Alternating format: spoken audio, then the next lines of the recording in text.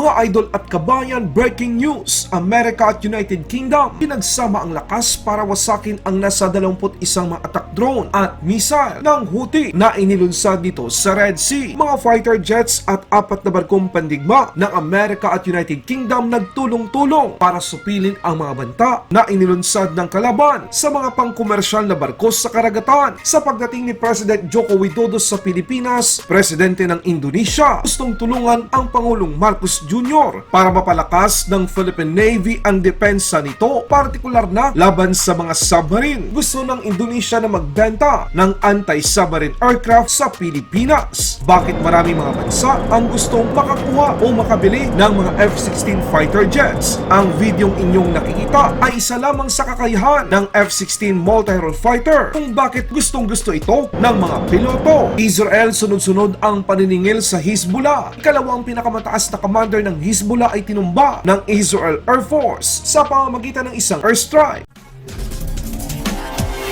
Sa pagdating ng Pangulo ng Indonesia sa Pilipinas, na pag-usapan ni President Marcos Jr. at President Joko Widodo ang mga pangyayari sa South China Sea at West Philippine Sea. Para mapalakas ng Pilipinas ang mga kakayahan nito, handa ang Indonesia na tulungan tayo para maprotektahan natin ang ating mga teritoryo, lalo na sa mga banta na dala ng submarine ng mga kalabang bansa. Inalok ni President Joko Widodo si President Marcos Jr. na bumili ng anti-submarine warfare aircraft para sa Philippine Navy sa Indonesia sa panahon ng bilateral meeting sa Malacanang. Aktual na video, panoorin. Excellency, Happy New Year 2024. Thank you for the warm welcome.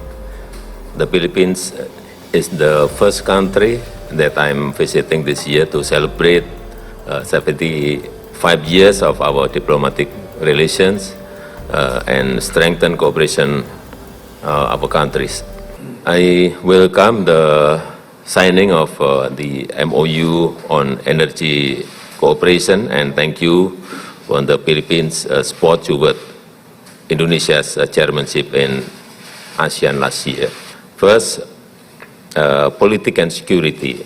I welcome the strengthening of cooperation on border security, including through joint patrols. I also seek your Excellency support related to purchase of anti-submarine warfare aircrafts for the Philippine Navy from PT DI Indonesia. Sa ibang balita naman, ipinakita naman ng F-16 fighter jets kung gaano ito ka-flexible sa isang pambihirang video. Ating matutunghayan kung bakit ito ang isa sa mga multi-role fighter na pinakagusto ng mga piloto ng iba't ibang mga bansa katulad ng Pilipinas. Panoorin ang video.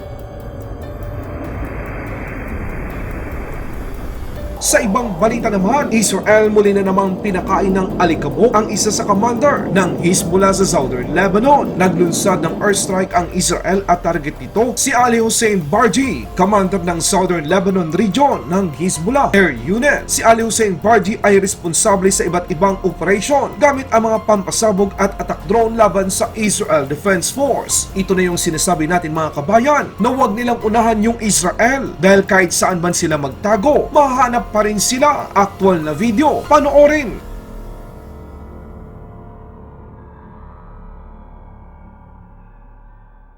Winasak ng Amerika at British Naval Forces ang 21 drone at missiles na inilunsad ng mga Houthi sa Yemen noong Martes patungo sa Southern Red Sea. Ito ang sinabi ng Estados Unidos sa pamamagitan ng US Central Command, kung saan ang United Kingdom ay nagpahiwatig din ng mga karagdagang hakbang upang protektahan ang mga international shipping lane. 18 one-way attack drone, unmanned aerial vehicle, 2 anti-ship cruise missile at 1 anti-ship ballistic missile ang na-intercept sa pamamagitan ng pinagsamang pagsisikap ng FA-18 Super Hornet fighter jets mula sa USS Dwight Eisenhower, CVN-69, USS Gravely, DDG-107, USS Laboon, DDG-58, USS Mason, DDG-87 ng US Navy at HMS Diamond ng United Kingdom. Grabe mga kabayan, sabay-sabay na ipinakita ng mga fighter jets at mga barkong pandigma ng Amerika at United Kingdom ang kanilang puwersa upang siguraduhing ligtas ang mga pangkomersyal na barko na dumadaan sa Red Sea. Ito na ang ika-26 na pag-atake ng Houthi sa commercial shipping lane sa Red Sea mula noong ika-19 ng Nobyembre taong 2023. Sinabi ni British Defense Secretary Grant Shapps na ito na ang pinakamalaking pag-atake sa lugar ng mga militanteng Houthi sa kasalukuyan.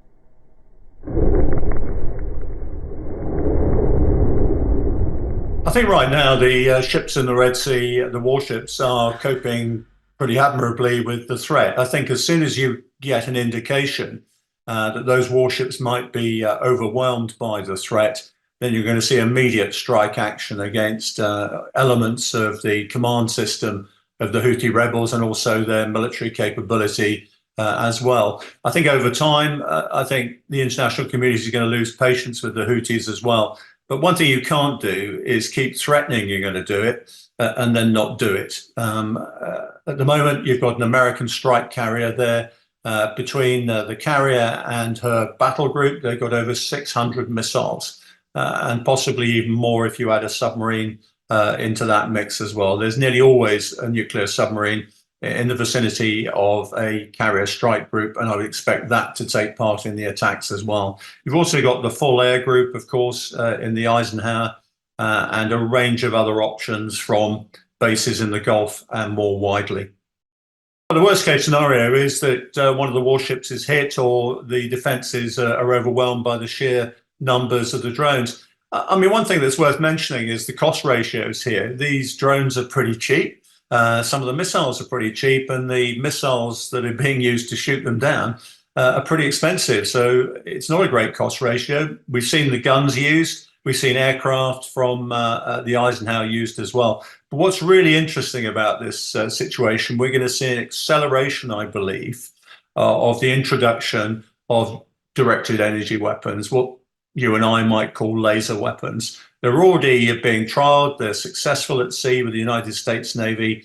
And I think you'll see a situation where these are rapidly introduced now to deal with this type of threat in future. Just give you an example. If you shot down one of these targets with a laser, it would cost you probably $20. And you'd have a lot of shots, probably up to 200 or 300 in the sort of tank that generates that. The United States Navy already has several working systems at sea. They've demonstrated a really good capability. I think there was a progressive launch of this type of system. The Israelis are already using it, in fact, to try and shoot down some of the Hamas and Hezbollah rockets. And I think over the next 3 to 5 years, you're going to see a progressive introduction of these systems. Laban Pinas.